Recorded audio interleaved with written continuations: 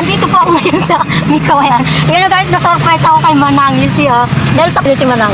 Siya, babae po siya, may edad na si Manang. Guys, nagdadrive po siya. Diba? Galing. Galing ni Manang, guys. Sa iyo ito, Manang. Sa kanya itong motor na to. Mantakin nyo. So ito ngayon ang kinakabuhay ni Manang. May asawa po kay Manang. Wala, mahina na asawa ko, may sakit. May sakit na. Okay. So ngayon, parang ito yung naghahanap ko. So galing ni Manang. Tingnan nyo guys. Si Manang, may edad na si Manang. Mga ilang taong ka, Manang? Ano? 50. Ha? 50. 50 si Manang. Tingnan nyo guys. Galing niya, Galing ni Manang ngayon guys. Tingnan nyo. 50 ang edad ni Manang. Ngayon siya yung... siya yung naghahanap buhay. Tingnan nyo guys. Kaya yan, short video lang po ito guys. Kasi nga, dumating na kami dito. Sa aming tahanan, Ayan, wait lang. Wait lang.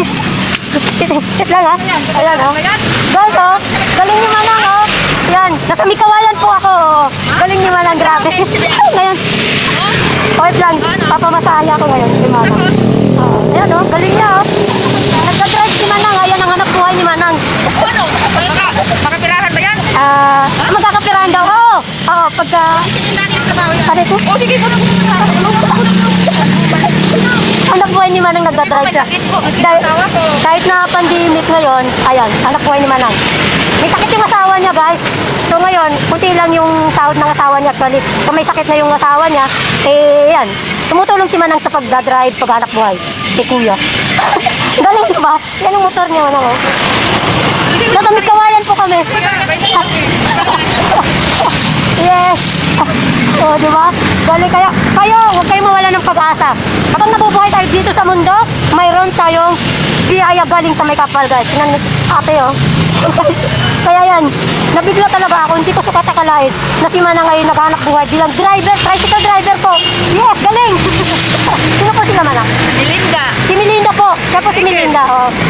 Take care, Manang, I hope. Yes, guys. Kaya yan, thank you sa lahat ng manonood. Kaya yan. Okay na? Okay, ingat ka po, Manang. Yan, may sumakay na rin. Diba, Bye-bye, Manang. Ingat. Guys, kaya wag mawala ng pag-asa, guys. Andito ako kasi uma-apply ako ng trabaho. Minsan naisip ko na mawala ng pag-asa. Pero nung nakita ko si Manang, alam nyo, guys, lumakas ang loob ko, promise. Kaya yun, thank you.